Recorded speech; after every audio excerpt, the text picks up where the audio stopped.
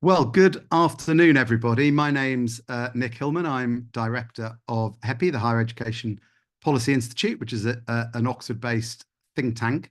And we're here today to discuss the issue of non-continuation or dropouts, as it's sometimes called, particularly from UK universities, but also with an international perspective, because we've got a speaker from the OECD, for example. So the format, we've got an hour and a quarter, and the format for the session is going to be, I will start by providing some basic facts about the state of non-continuation in the UK based on some recent research that we are happy published. And then I will turn to our very high-grade panel that we've got for you. We've got Maja Gustafsson from the OECD. I recently spoke at a conference on the same topic as this in Dublin, and Maja was one of the other guest speakers. She was, I learned so much from what she had to say that I thought we must put her on a HEPI platform.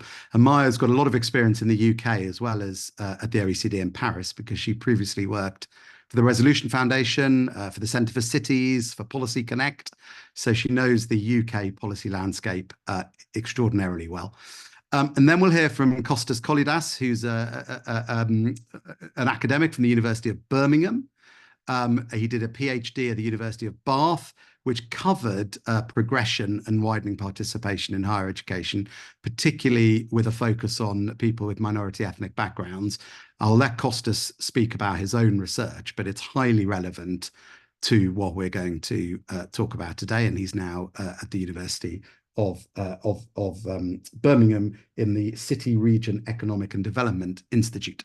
And then thirdly, we're going to hear from our guest speakers from Charlie Leyland, who's from our regulator in England. And although we've got a UK-wide focus, Charlie's responsibilities are England. Charlie's job title, I must get this right, is Head of Regulatory Portfolio, the Office for Students, which sounds an extraordinarily large job, Charlie. So we're so delighted to have you here, because obviously lots of things that the OFS are concerned about link to progression, completion, and further success. So I'll do a few introductory remarks to set the scene. Then we'll hear from our three speakers. Then we'll have an opportunity for Q&A from all of you. So please do type questions into the Q&A. We'll keep the chat, I think, for comments about the tech. But if you put your questions in the Q&A, and if you upvote other people's questions, I'll know which ones are most popular and which ones you most want answered. And what we'll do, if you've put your name on your question, we'll turn on your microphone, not your camera, just your microphone, so you can ask your own question and articulate it in the way you want to and put it to the panel that way, if you're happy to do that. The only other thing I would say by word of housekeeping is that this is an on-the-record session. There are journalists entitled to attend, are attending, and we're also recording it. So it will be put up on our YouTube channel after the event. So I hope that won't limit what people say, but just to let you know. So I wanted to start by just setting the scene just a tiny bit by looking initially at some of the work that we at HEPI have produced. We did a report in the midst of COVID on non-continuation, which obviously mainly looked at the period before COVID, because there's always a time lag in the data. And we recently revisited the topic in April this year, last month. And our policy briefing note is available on our website, and there's, or you can print it off as a hard copy, and there's some of the media coverage provided, shown alongside it. And my few slides are just going to do a brief recap of what we talked about in that paper. The first point to remember is there is no simple definition of dropping out, of non-continuation. And we called the paper Drop Out or Stop Out or Comebackers or Potential Completers, because it's not always clear, even if someone has taken a break from their course, if that's permanent or temporary, if they'll complete the same qualification somewhere else or come back to the original university. And I came up with what I classified as 11 different possible ways. There are actually many more than this, but 11 sort of different ways in which someone may or may not be a non-completer. And I also pointed out that you don't always know if someone's a non-completer. For decades, when Brian May, the guitarist from the band Queen, got his PhD, it was decades after he'd started it. He'd looked like a dropout for decades, but in the end, he did actually go on to complete his qualification. So the first thing is it's blooming hard to measure. Secondly, when you do measure it, the UK actually, despite some political rhetoric on the issue, tends to do really, really well. This is quite old data, and I'm sure Maja will update us with the OECD's latest thinking. But they did a deep dive into this issue in their Education at a Glance in 2019. And the UK had the lowest dropout rates, the highest completion rates of any country in the OECD for which they had data. And that was true whether it was completing your qualification within the original time frame. So, for example, completing a 3-year bachelor's degree within 3 years. But we were also top if it was the original time frame plus 3 years. Lots of countries jumped miles ahead with a sort of looser definition. You get the original qualification, but in a longer time frame. We didn't jump so far ahead, but it was enough that we stayed top of the pack. So sometimes political rhetoric implies we have a major problem of non-completion in the UK, but it's actually a lot less significant than in many other countries. And the trend, if anything, has probably been a little bit in the right direction. So the blue here is you get a degree, and the sort of weird yellowy orange color is you get some other award. And the trend is more or less upwards. This is HESA data, which sadly stops in 2019-20, which is slightly absurd given everything that's happened since then. But that is when the performance indicators stopped. So we simply don't have good comparable data in quite the same format since then. For example, each part of the UK does their own thing. HESA's performance indicators don't exist anymore, and they've not been replaced, which is terrible in my view, but nonetheless, that's why this chart stops so early. We do have some data for later on, and of course, it shows what you would expect, that these sorts of charts with averages ignore that non-continuation rates differ very markedly depending on the institution you're at, your prior qualification, your demographics, your learning goals, and the route you've taken, part-time, full-time, for example. If the chart were to continue, what we would see, because we do have some data, but it's not quite the same, we would see the non-continuation actually went down during COVID against expectations, because I guess the alternatives to higher education were really bad during COVID, even if higher education also wasn't as good as normal. And that it then rose again a bit after COVID as the labour market got better. But non-continuation rates seem to be falling again a little bit, and they're pretty much back to where they were before COVID again. But correct me if you have better data than what I've been looking at. In the Student Academic Experience Survey, which is the very large survey that HEPI does every year with Advance HE, we've asked a question for the last few years. If you were applying to university again, would you make the same choice? You know, same course, same university. And over half, between half and 3/4 say, yeah, do the same course, same university, exactly the same. But a lot of people, amounting to more than a third, say that, no, I probably would have done something different. So there does seem to be a bit of a mismatch between people's aspirations and the precise course and institution they're following. And indeed, in another question, we've shown 3 years running that get nearly a third of students, between a quarter and a third of students, say they have considered withdrawing from or leaving university. They haven't left. They wouldn't be in our survey if they had left, but they have considered leaving. And when we ask them why, you get a very wide range of potential reasons.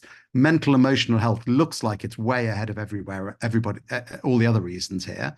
And it is in a sense, but it's still only 29%. So there's a huge number of different reasons why personal, academic, and other factors which are affecting people's likelihood to say they would consider leaving. They haven't left, but they would consider it. I'm sure we will hear from Charlie about how this links to the OFS's agenda. And of course, dropout rates, non-continuation rates are crucial to the way the universities are now regulated. We have access and participation plans now, not just access plans. It's relevant to the REF. And of course, there's media coverage endlessly on the issue. It's also relevant to B3, the B3 conditions, if there's any people new to the sector or not from England on the webinar. This is where the OFS looks at courses by their metrics and has some benchmarks to say, well, if you haven't got a completion rate or a continuation rate or a progression rate of the percentages on this screen, then we might have another look at you and see what you're doing and consider whether you need to do some improvements.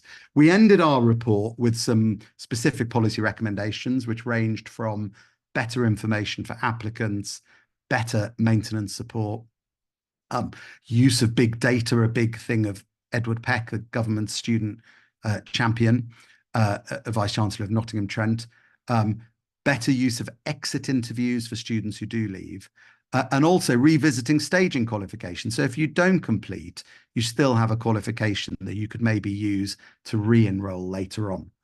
And we had a blog recently that said an exit qualification, it's like leaving a restaurant after a nice starter and a nice main course. You might come back for dessert later on, or you might go somewhere else for your dessert, and that should be facilitated.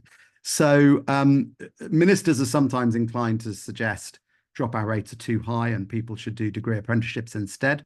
I would simply point out that degree apprenticeship non-continuation rates are very high relative to traditional university degree. The other final, I think, really important point is if and when the lifelong learning entitlement comes on stream, we're going to have to completely reconsider what we mean by dropout rates, because the whole point of a lifelong learning entitlement is you drop in and out of learning throughout your life, like an Oyster card, Rob Halfon used to say it was. So my final slide before I turn over to Maja is just to flag some other HEPI events coming up and a report we've got coming out on Thursday this week. We've donned our tin hats because it's on trans and non-binary student experiences. And our next webinar is on the Australian Accord process. Non-continuation is a big issue in Australia too.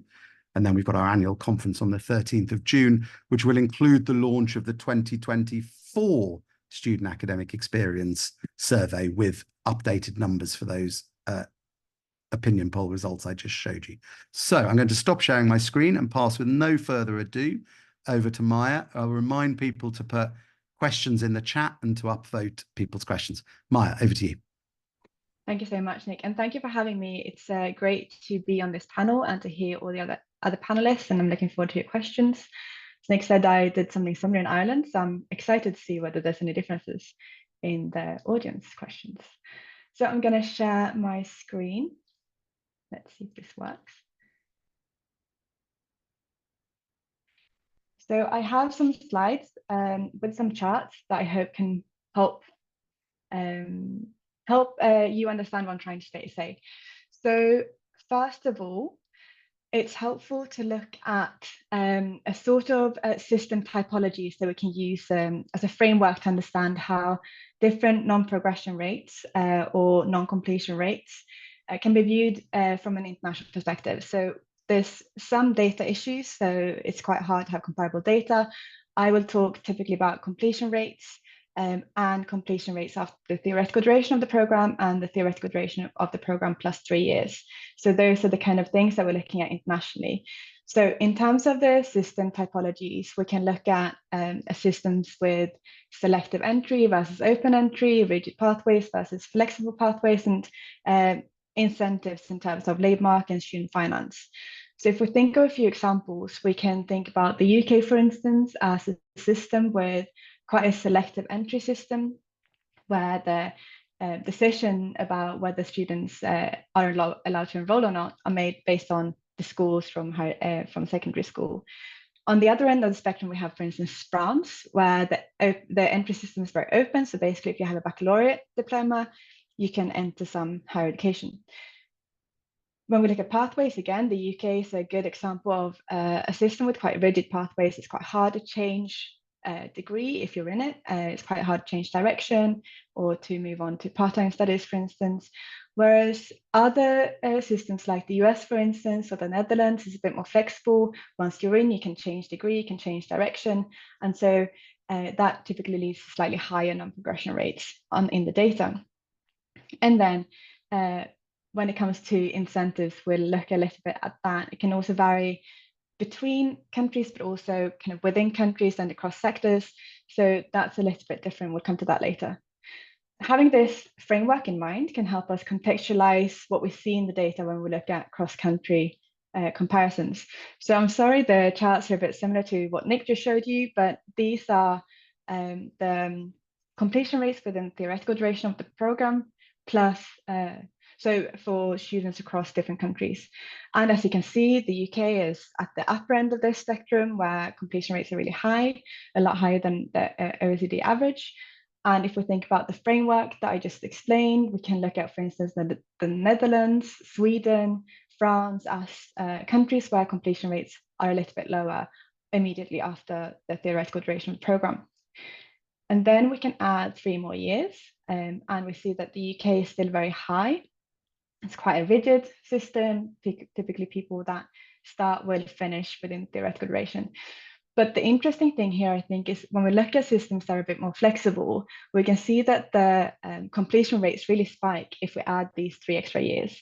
So, for instance, the Netherlands has really big catch-up. We can also see quite a big catch-up in New Zealand, for instance, Sweden. And it's also, if we try to explain the challenges the countries are facing, this can be useful. So for instance, looking at 2 systems that are quite similar, Netherlands and Austria, we can see that actually the catch-up in the Netherlands is quite a lot greater than the catch-up in Austria. So we can think about what the reasons might be for that, for example, if we want to characterize countries. And we can also, so the importance of flexibilities across countries, within countries, becomes even clearer when we look at the kind of length of degrees. So this chart looks at the same data, so the completion rates after the theoretical duration of the program plus 3 years. But then we look at the length of the program, so the type of program started.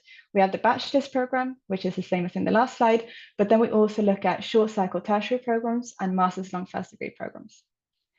And typically, so we don't have all these data for all the countries, but typically when we look at master's long first degree programs, the completion rates are a little bit higher than when we just look at bachelor's degree programs.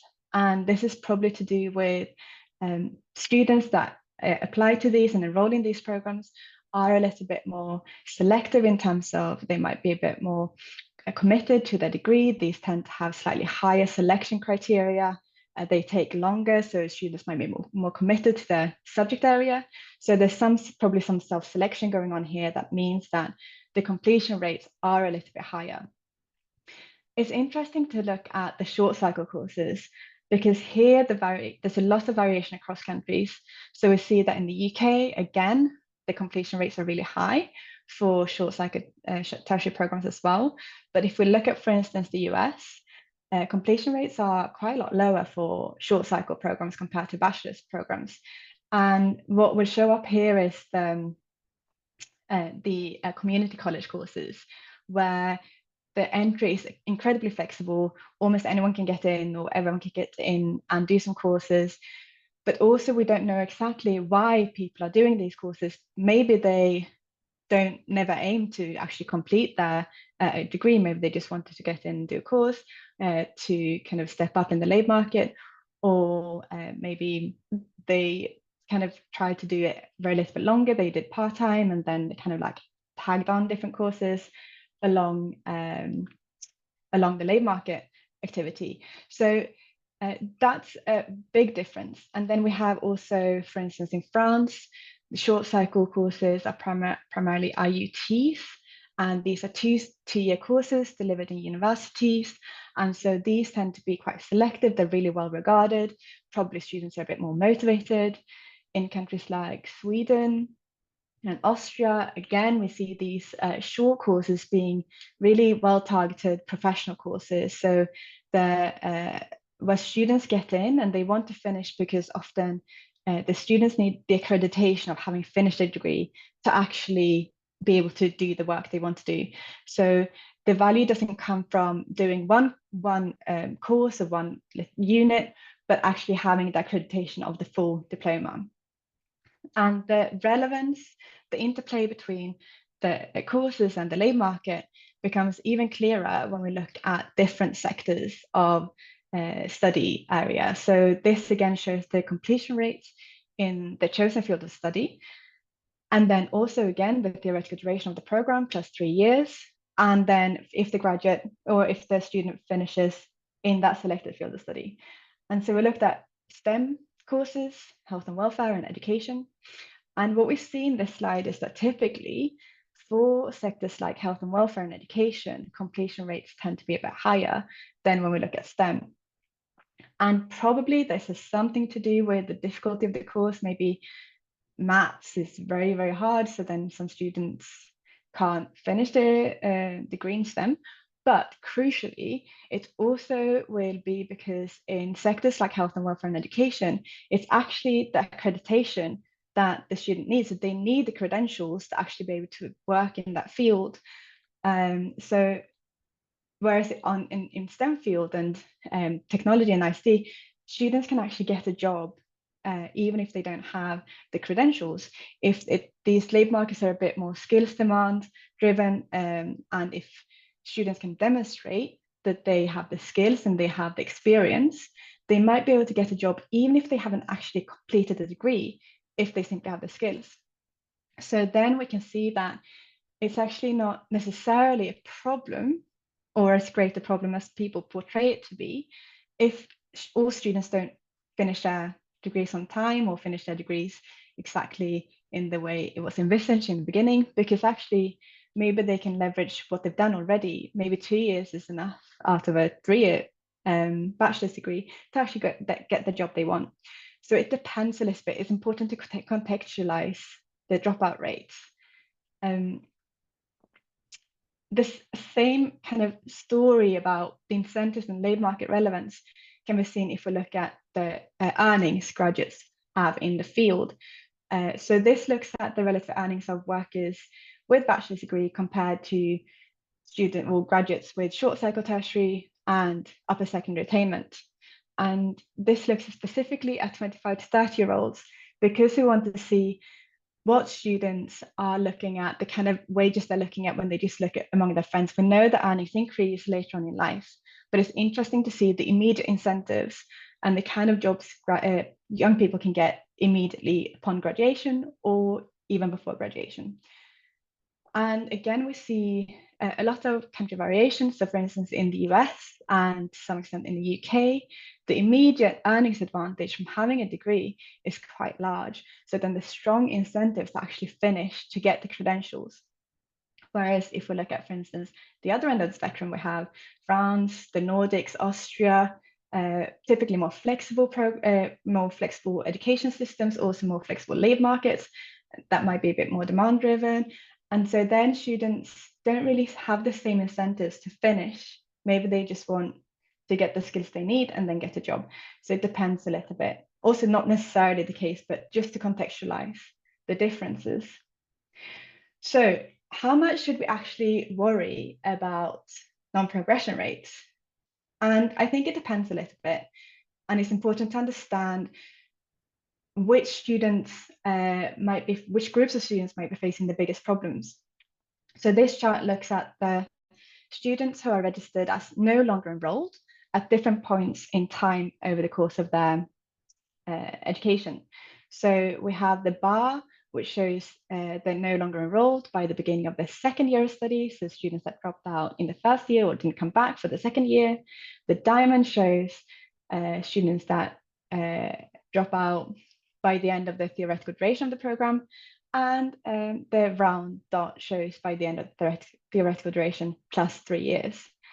And to some extent, we might care more about students who spend longer in education, not progressing, and then end up dropping out after the theoretical duration plus 3 years, because then there are potentially some longer term issues, and there might be, if they're closer to graduating, maybe the bar isn't so high to graduate, so maybe there's support measures that can be implemented to support these students. And if students spend a lot of time in education, that's costly both for themselves and for the state and for the institutions, and maybe there's some help that can be provided for this, or at least understand what they need. Compared to if we look at students who drop out in the first year of study, then it might be that they have received problematic career advice, they didn't know what to expect, and so on. So these might be other types of policies. And again, there's a lot of variation across countries in this area. So in the UK, again, we see that non-completion is quite low in general, and the share of students that drop out typically do so in the first year. So that's, I mean, quite a good position to be in compared to some other countries. The other big problem potentially that countries might face is that non-progression rates actually reflect underlying inequities in the preparedness of students or in the way programs are designed at higher education. So this chart shows the completion rates of students from vocational programs in secondary school and general programs in secondary school. And we see that in some countries, the difference is really quite considerable, depending on where students come from, which kind of academic background they have. And that can be indicative of wider socioeconomic problems, inequities in education, but also in higher education, and also some issues with potentially the delivery of higher education and so on. So those issues also need to be understood to be able to actually understand how big the problem of non-completion is. So when we look at policy for this, my key message is that non-progression rates really need to be contextualized to be understood.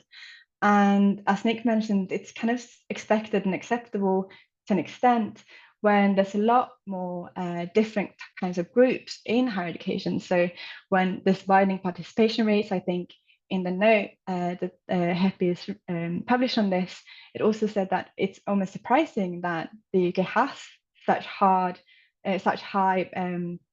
completion rates, given that the participation has widened so considerably. And I would agree with that. So to some extent, I think it's expected and acceptable.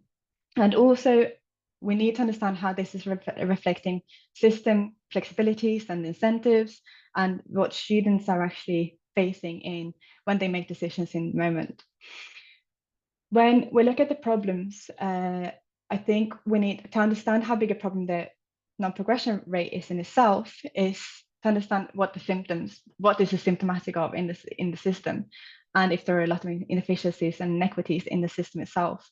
So again, if students spend a long time in education, that's costly both publicly and privately. Are students getting good information and support when they make decisions about studies and when they enter higher education, when they go through it? Are they accessing that support that they need? And also, are these non-progression rates reflecting underlying inequities that actually we need to address the root cause, potentially, not necessarily the progression rate in itself? I'll hand over to Nick, and then I'm looking forward to the rest of the presentations. Fantastic. Thanks, Maja, so much. I'm going to turn straight on now to Kostas, and we'll come back, I'm sure, to lots of the things in your presentation in the Q&A.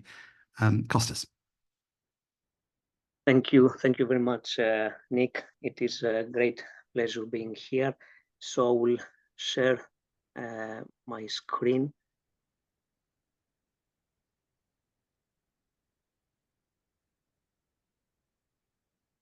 I hope that everyone can see my screen now. That's great. So today, as Nick mentioned, I thought I would talk about research that I did back during my PhD years at the University of Bath, where I looked at the main factors that affect the dropout behavior of students, with a particular focus on ethnicity. So as a background of this study, We know that dropping out of higher education has stimulated debates and changes over at least the last couple of decades in the UK, and reducing non-continuation is important from an economic perspective because it adds more costs to students, to universities, and the society as a whole.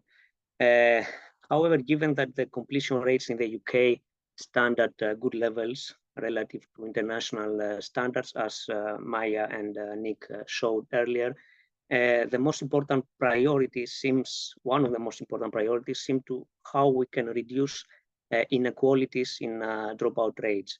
And this requires exploring and understanding why differences between groups of students and even within groups of students exist. So in this analysis, I focused on examining these differences by ethnicity, and also I distinguished between voluntary dropout, which is related to personal reasons or students choosing to leave university and start a job because of inactivity and so on, and involuntary dropout, which is due to academic failure, which means that students fail their assessments, their exams, and cannot progress further. I focus on young undergraduates who were under 21 and lived in the UK. They were UK domiciled before starting their course. And I used individual level microdata from HISA of more than 1 million undergraduates for 5 academic years from 2010-11 to 2014-15.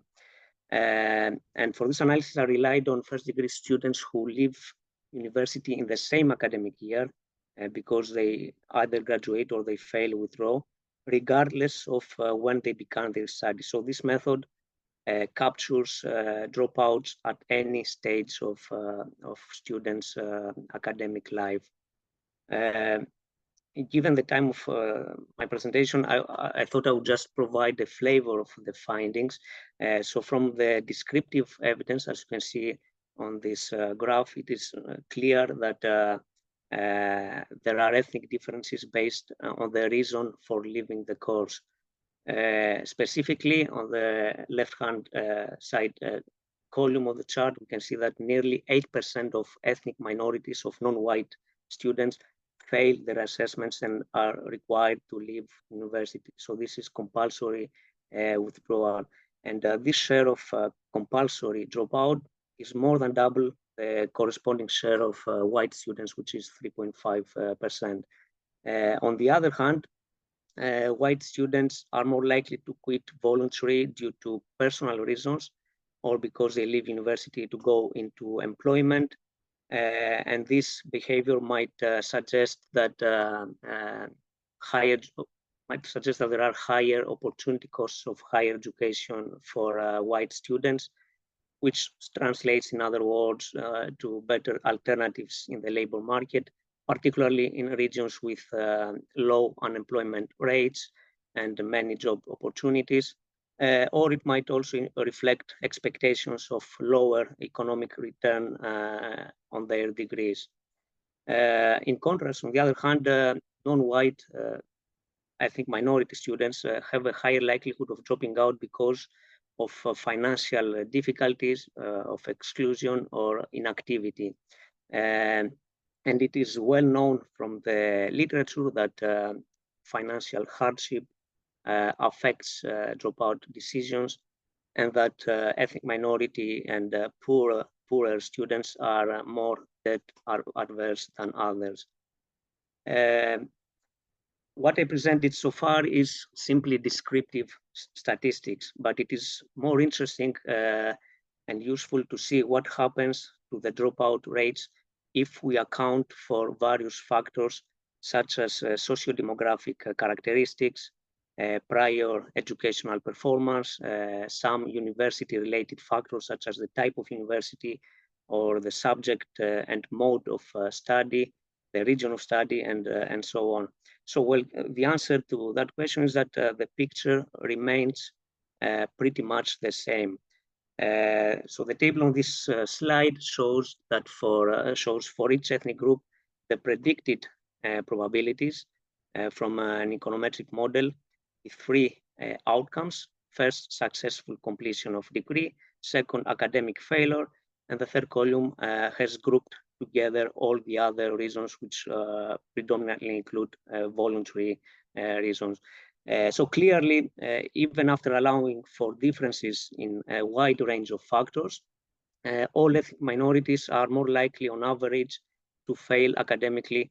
And this picture is particularly worrying, alarming, I would say, for Black African students whose likelihood of failing their degree is 7.1%, and it's nearly twice as that for white students.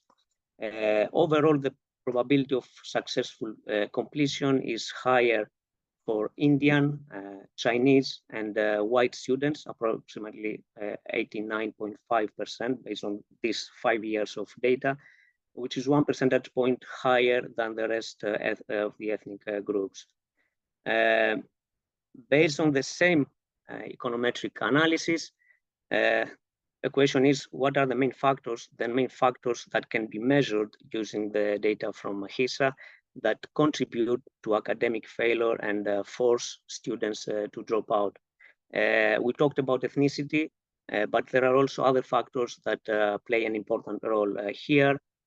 So keeping all other variables equal, fixed, as we say in the econometrics language, the groups of students that are more likely than others to drop out due to failure are men, are people with disability, are students from lower socioeconomic backgrounds, are part-time students. Those students who are in the first year of their study are also more likely to fail their exams and drop out. Also, the longer duration of a course, if it's more than 3 years, is associated with a higher likelihood of academic failure. Some subjects of study, as Maja mentioned, STEM subjects or medicine-related subjects, like STEM subjects include like computer science, maths, engineering, and technology, have higher dropout rates. Also, undergraduates who study in London, even after accounting for all these other characteristics, perform worse on average than those in all other regions of England and Wales. And previous reports have identified this issue in London and have attributed this issue to reasons related to like poor preparation and support, or the wrong choice of subject due to likely ineffective advice before entry, the high living costs, or mental health issues. On the other hand, it appears that students who are studying at a Russell Group University or a university with a higher average income per student are less likely to fail their assessments. It is also interesting that a higher ratio of non-white to white academic staff substantially lowers the dropout rates for all students on average. So this means that improving ethnic diversity through this path, this mechanism, should be particularly beneficial for ethnic minority students, as this might raise their sense of belonging to their institution, and they might have also more role models. So to wrap up, I'm not a policy person, and I'm sure that there are many experts in this seminar today who would be able to provide very useful ideas and suggestions on what works best and how differences in dropout rates can be reduced, especially with respect to ethnicity or other subgroups of students. But having said that, here on this slide, I present some actions that various reports from the grey literature or academic papers have found beneficial for reducing such inequalities. A key message is that there is no, let's say, there's no magical solution that works for everyone. So initiatives and specific forms of support need to be tailored to the unique needs of different student groups. And in the past, with regards to addressing inequalities, in higher education, we have learned that setting a measurable goal usually helps to achieve this goal, and also evaluating progress is important. In addition, developing support services like mentoring programs, providing academic supports to students with lower entry profile. For example, Black, Pakistani, and Bangladeshi students have lower previous educational attainment, and financial support to low-income students through funding, which might, for example, be linked to academic progress, might reduce these gaps, these differences. Making attainment data available to staff or diversifying the curriculum content are other examples. For example, there are decolonizing the curriculum is a strategy that has been followed by several universities, and not only in terms of adjusting teaching methodologies or replacing existing content with other content, but also considering different perspectives and visioning different cultures and systems in the curricula. Learning analytics, big data, as Nick mentioned earlier, is another mechanism that might provide different support systems to students. And I will stop here saying that it is important to recognize that more in-depth research is needed to understand the differences in performance among ethnic groups or other groups of students, which relate to factors that cannot be measured, cannot be quantified using secondary data. So thank you very much, and I will hand over back to Nick. Brilliant. Thank you so much, Kostas. And I'm going to hand straight away over to Charlie to hear the view from, I was going to say the view from Bristol. I don't know if you're in Bristol, but I am, yes. Yeah, the view from Bristol. Sunny Bristol, yes. Thanks, Nick. And I'm grateful to HEPI for sharing my slides, which I think are on the way. There we go. Brilliant. So thanks again, Nick, so much for inviting me along today. I'm Charlie. I'm the head of student participation regulatory portfolio here at the Office for Students, which, as many of you may know, is the independent regulator for higher education in England. So I've been leading on the reforms of our approach to regulating equality of opportunity, including access and participation plans, following the appointment of John Blake in 2022 and the announcement of his strategic priorities, which I'll talk a little bit more about shortly. Next slide, please. So as we've heard, this is a really important topic, and I am super grateful to Nick and the team at HEPI for their work here to bring this back into the spotlight. And also a huge thanks to Kostas and Maja. I'm already really looking forward to rewatching both of those presentations with a strong cup of tea to digest all of that. There's a lot for us all to dig into there. And I think that before I kind of kick off, I think it is worth just saying again, it's really something that we can all be proud of. We have a world-leading higher education system. As the briefing correctly points out, as Nick and Maja have just pointed out as well, UK higher education has some of the lowest non-continuation rates in the world that we know of. But of course, there's always more that we can do to both understand and tackle these persistent issues. And again, as Nick has alluded to, despite the simplicity of the term, it is a really interesting and contested topic. So on the one hand, this is the blight of our higher education system. It's a mark of abject failure.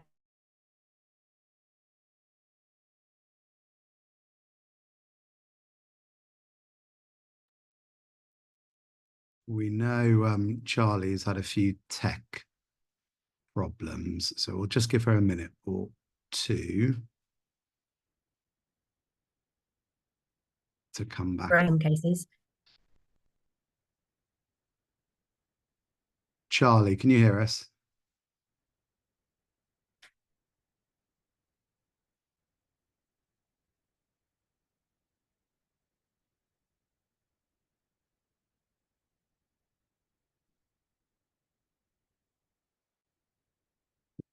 Right, I'm sorry about this. I'm assuming no one else can hear Charlie as well. We'll give her a minute or two to come back on. Otherwise, I will start. Hi, Charlie, can you hear us? We lost you. We lost you. Otherwise, I shall start firing some of the questions at Kostas and Maja. We'll just give another 10 or 20 seconds to Charlie to hopefully come back on.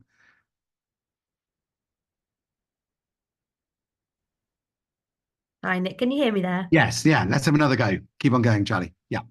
Great.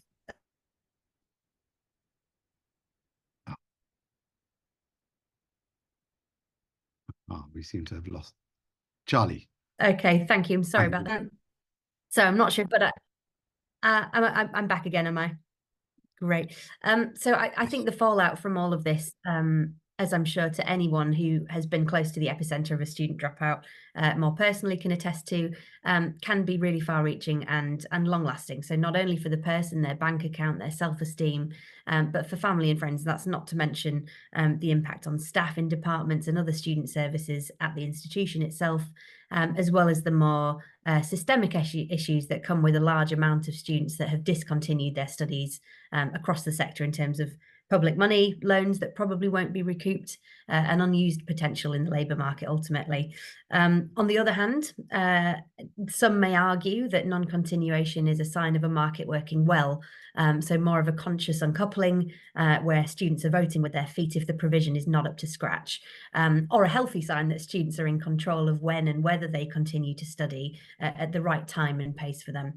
So whatever your view, and clearly each individual scenario will be different, as Nick and his team have pointed out, having delved into some of the nuances of the data collection. And it was really interesting to see the 12 categorizations there, Nick. Whatever you see this as, I think it's clear that we must all do more to understand this, to understand future cohorts of students, their needs, their expectations, and to make sure that we're on the front foot, trying to avoid this situation.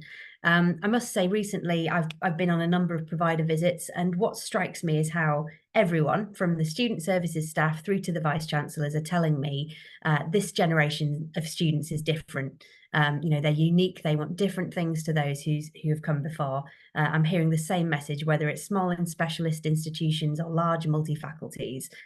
So, that's exciting, really exciting, but it also means that we've all got our work cut out to really understand and serve the next generation of students as best as we can, to preempt and understand their needs, and to build in an agile and flexible way to provide the best experience possible once they commence their studies.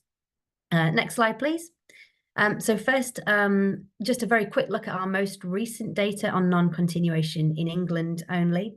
And the main issue here that I'd like to draw your attention to, which Kostas has so eloquently raised as an issue, is that perhaps unsurprisingly, we're still seeing underrepresented and disadvantaged groups being more likely to drop out than their peers.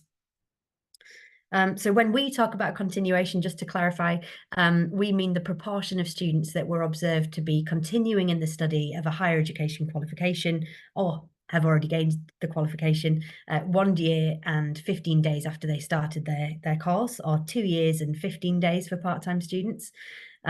We have a number of rich data sets available on our website that you can dig into at your leisure, both the kind of sector-wide picture, but also looking into the provider level outcomes. So you may be interested to do that by a range of splits and student characteristics. So here's a summary of our most recent student characteristic data. So this is from 21-22. You may be aware that we're currently processing the 22-23 returns, which we're aiming to publish this summer. So again, as Maja and Dr. Kostas noted, we can see patterns of not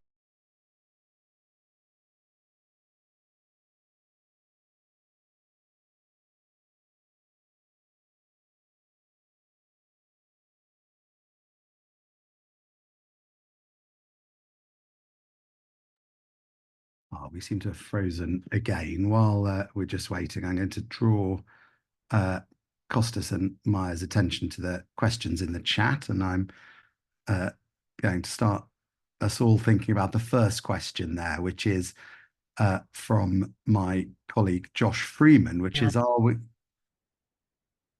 are we actually doing too well?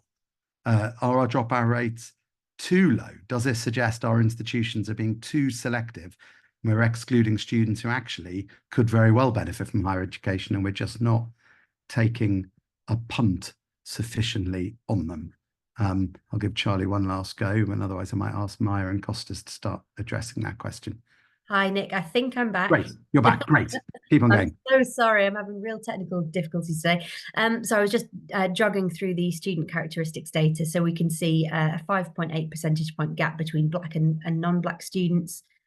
We can see the trends in continuing and becoming exacerbated by the completion point, with more of these students dropping out during their studies. And obviously, when we think about non-continuation as a regulator, we're seeing this as an early lead indicator for ultimate non-completion. Next slide, please. So looking at some of the other student characteristic splits, again, we can see particular differences in continuation for other groups. So for care leavers, we're seeing a 5.7 percentage point gap. For free school meal eligible students, we're seeing a 5.2 percentage point gap, a 4.5 percentage point gap between those whose parents do and do not hold a higher education qualification, a 5.8 percentage point gap between those who have another sexual orientation in comparison to heterosexual students.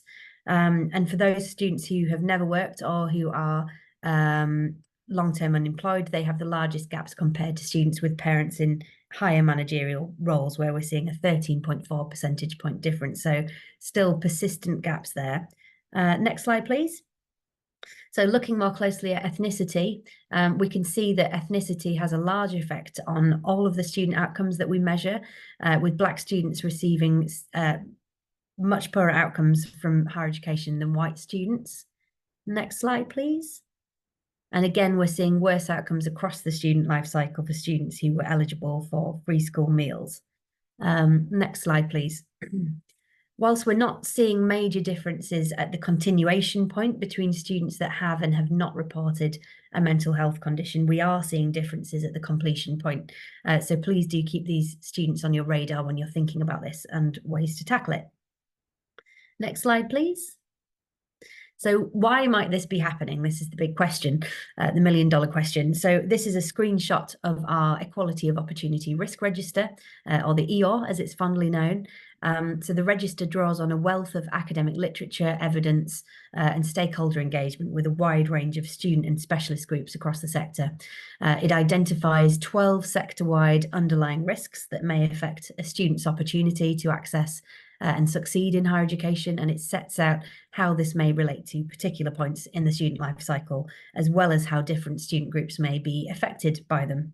Though I guess not in as sophisticated a manner as Kostas has just taken us through. So that's really the future of some of this area. Next slide, please. So unsurprisingly, many of the underlying EOR risks have been established as likely to contribute to non-continuation, and you can read more about all of those risks on our website on the EOR register. Next slide, please.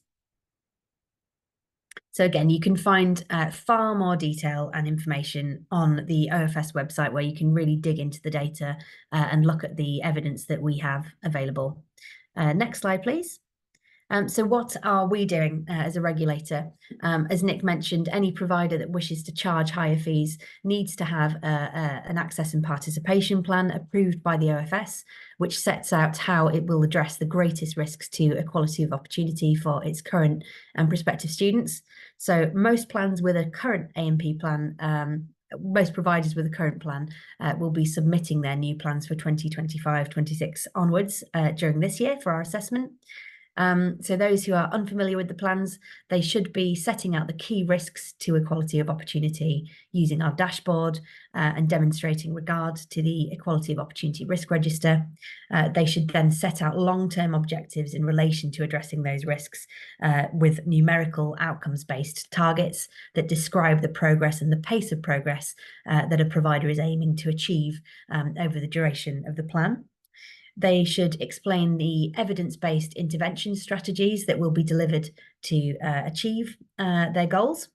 And we are hoping that plans will demonstrate a really strong sense of student consultation and a whole provider approach, as well as the plan setting out the fees that the students will be charged and any financial support that will be offered. We've also set out an expectation that most providers will consider how they can address some key strategic priorities, and you'll see how all of these also relate to some of those key risks that can contribute to non-continuation. So the first is around thinking about how they can make meaningful and effective contributions to supporting schools to raise pre-16 attainment for students who do not have equal opportunity to develop those the knowledge and skills required for higher education. Then we are hoping that most providers will demonstrate how they can expand and promote diverse and flexible provision and pathways. Again, the rigidity of the traditional 3-year degree simply does not suit all students, and it will be interesting how this plays in with some of Maja's work and the scales that you demonstrated to us on how kind of diverse and flexible pathways actually can sometimes lead to lower continuation rates. And so it'll be really interesting to watch that one along with the developments of the LLE policies. And finally, how they can improve the mental health of their students. And underpinning all of these priorities, I've got to say, is a more general expectation that providers will be thinking about how they can significantly increase and improve evaluation capabilities overall. We consider that there is far more work to do to build our collective evidence base around what works to reduce non-continuation and to really understand it.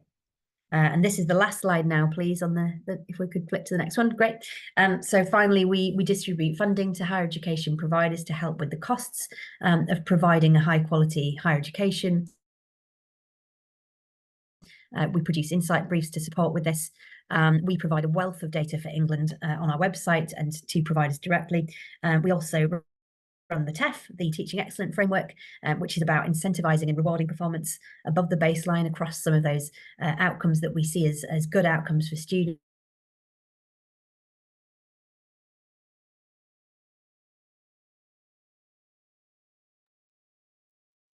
Charlie, we've lost you again, but I know you were just winding up. So I'm going to move to Q&A. People can read on the screen.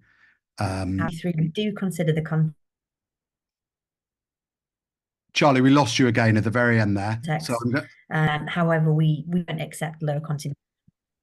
Oh, okay. Am I back? Brilliant. Yes, you're back now. But we got and could read your screen those very final comments about B3 and other things. So if it's okay with you, Charlie, I'm going to move to Q&A now, and we will share everybody's slides with the attendees afterwards. I'm going to go to Josh Freeman, who's actually a colleague from HEPI, but his question has been most upvoted. I referred to it before. Josh, put your question to Charlie, Maja, and Kostas. Hi, everyone. Yeah, really interesting presentations. I was just wondering whether we should be potentially concerned about the fact that the UK has such low dropout rates and high completion rates. Does it suggest that we're being, for example, too exclusive in who we admit, or is the system too rigid in whether it lets students move between different courses, for example? Are there any concerns, or is it all good news? Thank you. So maybe it's a league table you don't want to be at the top of. I'm going to go to some other questions before we come back. Most of them are anonymous, so I'm going to have to read them out. Very interesting question about age. So Kostas and Maja and Charlie presented the data about what affects dropout rates. Someone said, does the age of students affect dropout rates across different countries?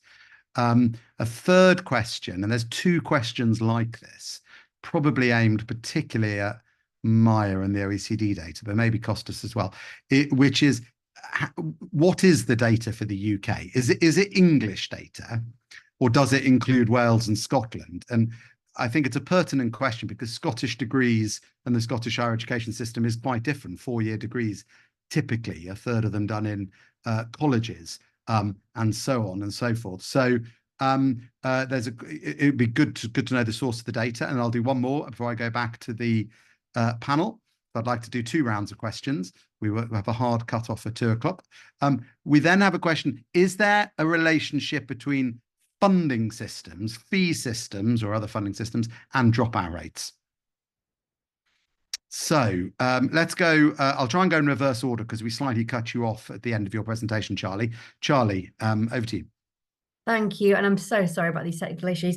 Josh, really interesting question. I think in simple terms, continuation is a good outcome as far as we're concerned. I am always going to say that there is more to do to widen access. So we know that there are persistent differences in access, and I don't consider that improving access and improving good outcomes for students should ever be mutually exclusive. So I think, you know, the ask from us is that providers are really getting under the skin of what's happening here.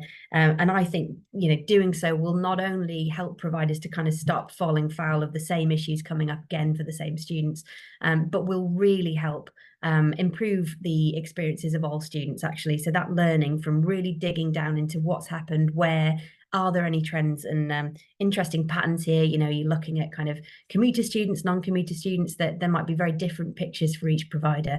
I think all of that learning is super important. And I think it's easy to kind of say, well, look, we're broadly within, we've got the kind of continuation rate that it's good. It doesn't look too far out from our competitors. But I would really urge providers to be having those conversations, to keep digging down into understanding why that's happened. And I think, as Maja said, there are some. Charlie is frozen again, but as she said, as Maja said, let's go to Maja and hear Maja's answers to these kind of questions. Systemic issues, higher continuation. Let's go to Maja. Thank you. Yes, let me start with the data question to get that done. So this was the data is from Education at a Glance, and so this is a recurring publication that we put out, I think, every 2 years. So you can go and have a look as well. But it's an ad hoc. This particular table is from an ad hoc survey that's sent out to countries. So we ask countries to provide the data, and then they give it to us. For the UK data specifically, we have data from 3-year courses and 4-year courses. We know that some of the courses are 5 and 6 years, especially in health, I think particularly. We don't include those courses in the completion data, but we do have 4-year degrees. So, and it's from the UK government. I'm not sure exactly which department answered it. I'm assuming they sent it. So what typically happens is we send it to the government, they send it to relevant people, and then they send it back to us for the data. And there's a lot of specificities about what exactly countries supply, but it's the countries themselves that actually provide the data, and then we give it. It's true cohort data, so it's students that started a degree, and then we look at whether they completed or not, and it's 3 or 4 degrees, 3 or 4 year degrees. When we look at, sorry. Yeah, keep on going. Sorry, Maja. Yeah. And then I just wanted to say that looking at the age effect, we haven't really done that in a cross-country way, but we do know in general that completion rates kind of go down when age goes up. So for mature students, it tends to be a bit lower. But we haven't looked at whether there might be internationally kind of the international differences or cross-country differences in that regard. I think that's a really good point and something that we could look into doing. On whether this is good, I think it's an interesting question, but I think the UK is quite similar to Ireland, for instance, which also has really high completion rates. And I think that's great. I think that's something to be celebrated. I'm not sure that's necessarily something that's bad or should be thought of as bad, but also we know that the UK has really high participation rates overall. So we know that a lot of students are already going to higher education, which is also great. So these are things to be celebrated, I think, and maybe other countries can learn from that instead of kind of learning the other way around. At the same time, there is potentially something to be said for a bit more flexibility. And maybe one way of doing that is to encourage students who have dropped out to actually come back and to complete their degree. In a lot of countries, that's a little bit easier. So, for instance, in some countries, you have institutions have to provide flexibilities. So they have to be able to let students take specific credits and they can build their own degree. And then they complete the degree when they have enough credits to do so. So that's an extremely flexible system, but maybe there is something to be learned in the UK from a system like that, but I wouldn't say it's a bad thing. Great, thanks, Maja. Thanks. I'm going to do a second round of questions, so I'm going to keep us rolling on. Kostas, some of those questions I think were aimed a little bit at you as well. Is there any link to read towards funding systems and dropout rates, for example, that you are aware of? Thank you, Nick, and thanks for very interesting questions. Just to start about with some of the questions that were posed earlier about selectivity. So in my analysis, selectivity is captured by the average tariff score, and it actually it's a metric, perhaps imperfect metric of universal selectivity.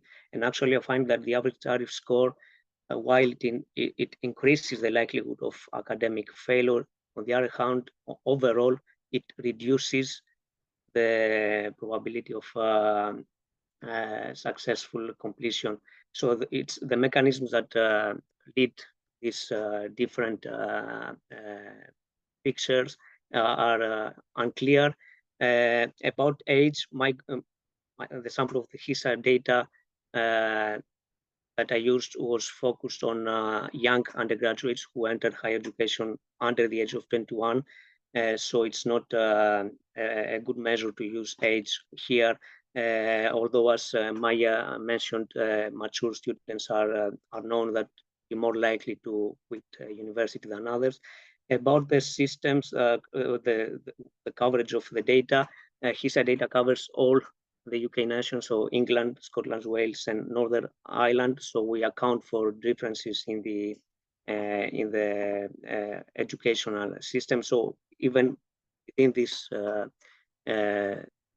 differences within these nations, inequalities exist. There was another question about the... Kostas, pause there for a minute because you're going to get one more go, and we've got a hard cut-off in 8 minutes, and there's quite a lot of questions still to go, which I'm going to try and group a little bit. So there's a bunch of questions aimed particularly at Charlie, I think, around contextualization when the OFS is assessing institutions. And I wanted to ask you about this as well, because although it's a government minister and not the chief executive of the OFS speaking, the government has said we should have the same high expectations for all students, regardless of background or circumstances. Our mission is to close the gap, not to make excuses for it. But of course, Kostas and Maja's evidence and your own evidence shows that context really matters. So, you know, to what degree will the OFS take context into account for B3, for access and participation plans, and what have you? There's also a specific question, about 3 or 4 questions around that.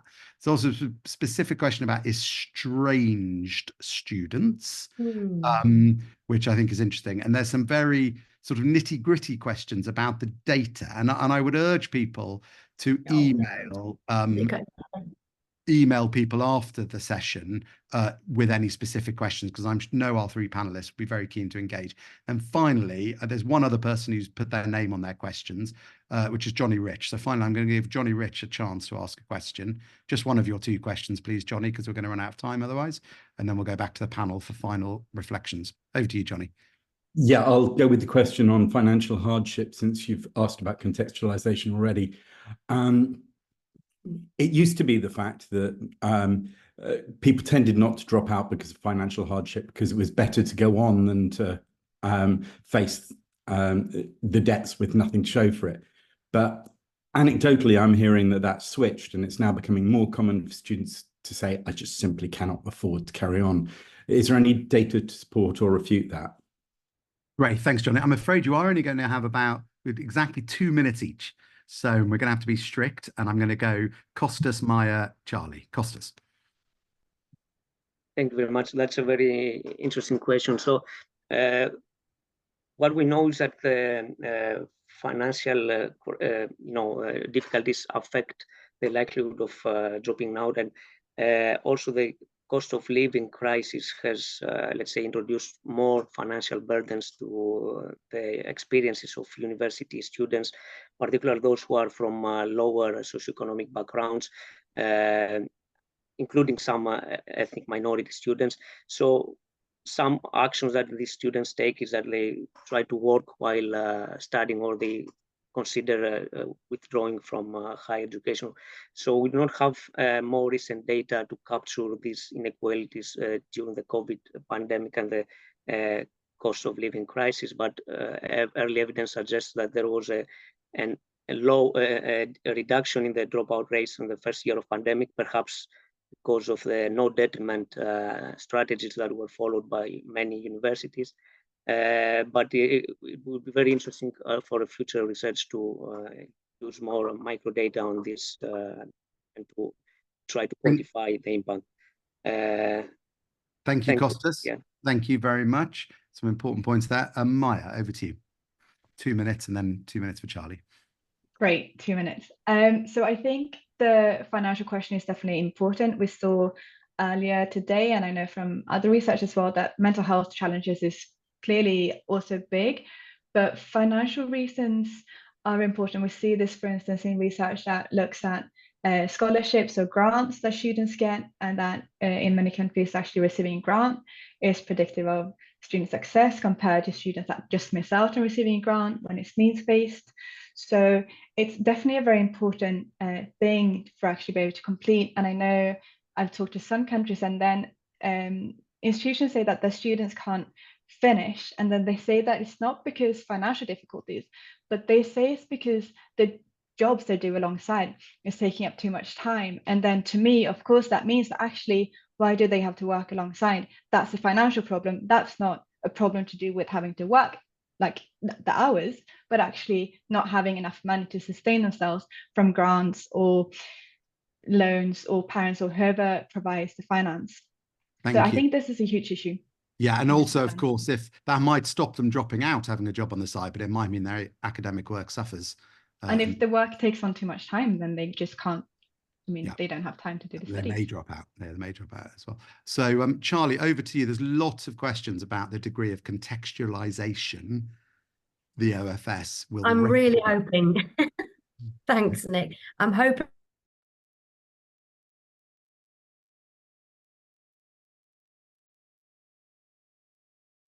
Ah, that's unfortunate. Charlie can't answer the most challenging question of the lot, but we've got Charlie, turn your camera off, because the signal might be better if your camera's off, and we'll just hear your voice. We missed what you said. Can you have another go?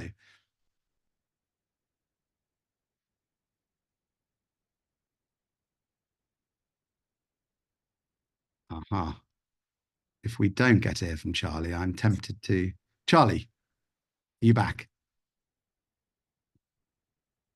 Charlie, I'm tempted to maybe ask Charlie to jot down some thoughts for the HEPI blog in response to that very important question.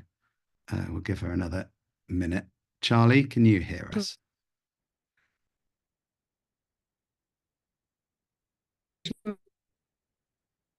It would be a great shame if we didn't get to hear the OFS's response to that particular query, I think. Charlie.